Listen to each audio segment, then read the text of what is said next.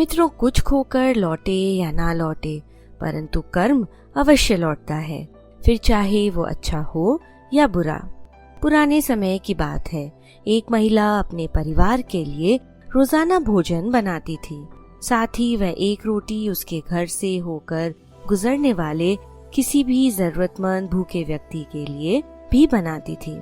उस रोटी को वह अपने घर की बाहर वाली खिड़की के सहारे रख देती, जिसे कोई भी भूखा लेकर अपनी भूख शांत कर सकता था। एक बूढ़ा फकीर रोज उस रोटी को उठाकर ले जाता था और धन्यवाद देने के बजाय आगे बढ़ता हुआ कुछ इस तरह बड़बड़ाता, जो आप बुरा करेंगे वह आपके साथ रहेगा और जो आप अच्छा करेंगे वह आप तक लौटकर वापस आएगा। दिन बीतते गए और ये सिलसिला इसी तरह चलता रहा। वह औरत रोज रोटी रख देती और बूढ़ा फकीर आता, रोटी ले जाता और उन्हीं शब्दों को बड़बड़ाता हुआ आगे निकल जाता, जो आप बुरा करेंगे वह आपके साथ रहेगा और जो आप अच्छा करेंगे वह आप तक लौटकर वापस आएगा। उस फकीर की इस हरकत से महिला अब चिढ़ने लगी थी। वह मन ही मन भिखारी को कोसने लगी, कितना निर्लज है, रोज रोटी ले जाता है लेकिन आज तक एक शब्द धन्यवाद का नहीं बोला, उल्टा पता नहीं रोज क्या बड़बड़ाता हुआ चला जाता है, ना जाने क्या मतलब होगा इसका। एक दिन फकीर के बड़बड़ाने से क्रोधित होकर महिला ने निश्चय किया कि कुछ भी करके अब इस फकीर से पीछा छुड़ाकर रहेगी। और फिर अगले ही दिन उस महिला ने रोज की तरह खिड़की पर रखने के लिए जो रोटी बनाई उसमें जहर मिला दिया।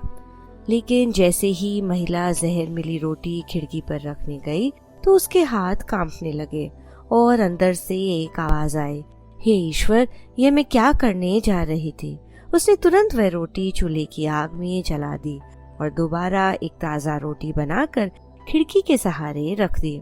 हमेशा की तरह वह बूढ़ा फकीर आया और रोटी लेकर उन्हीं शब्दों को बड़बड़ाता हुआ आगे चला गया, जो आप बुरा करेंगे वह आपके साथ रहेगा और जो आप अच्छा करेंगे वह आप तक लौटकर वापस आएगा।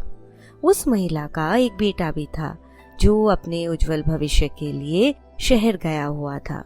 महीनों से उसका कोई अता पता नहीं था।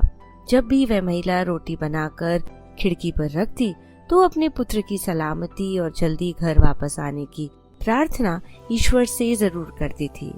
ठीक उसी शाम महिला के घर के दरवाजे पर दस्तक हुई। दरवाजा खोलने पर वह महिला सन्न रह गई।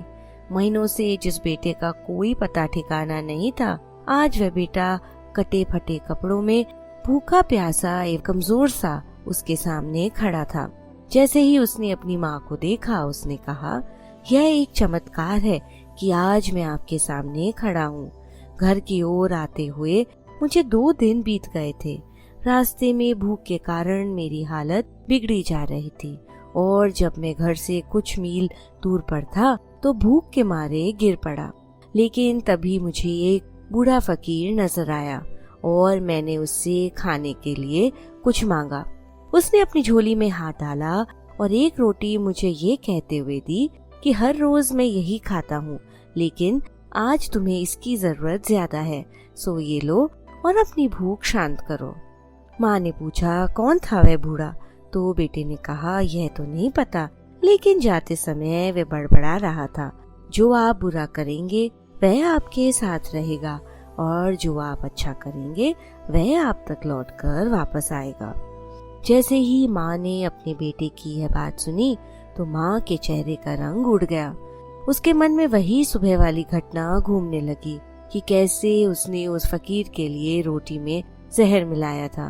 अगर उसने वह रोटी चूल्हे की आग में जलाकर नष्ट न की होती तो आज उसके ही बेटे की मौत हो जाती। अब उस महिला को उस बूढ़े फकीर के शब्दों का मतलब बिल्कुल स्पष्ट समझ आ चुका था। जो आप बुरा करेंगे वह आपके साथ रहेगा और जो आप अच्छा करेंगे वह आप तक लौटकर वापस आएगा। मित्रों, हमें इस कहानी से यह सीख मिलती है कि हमेशा अच्छा करें और कभी अच्छा करना बंद ना करें, भले ही उस समय उसकी सराहना ना की जा रही हो। जीवन के हर अच्छे और हर बुरे कर्म का फल मनुष्य को अवश्य मिलता है। कई बार हम अच्छा करते करते थक से जाते हैं और यह सोचते हैं कि अच्छा करना छोड़ देना चाहिए, इसकी कद्र तो कोई करता ही नहीं है। लेकिन नहीं, अच्छा करना कभी मत छोड़िए। कोई तारीफ करे ना करे, कोई अच्छे शब्द बोले ना बोले, पर यह तय है आपके द्वारा किए गए अच्छे कर्म किसी न किसी रूप में आप तक वापस जरूर आएंगे। हमें कमेंट करके जरूर बताएं कि आपको ये कहानी कैसी लगी। लाइक बटन जरूर दबाएं और ऐसी इंस्पायरिंग कहानियां सुनने के लिए इस चैनल को सब्सक्राइब करें। नई कहानियों के नोटिफिकेशन के लिए बेल आइकन दबाना ना भूलें।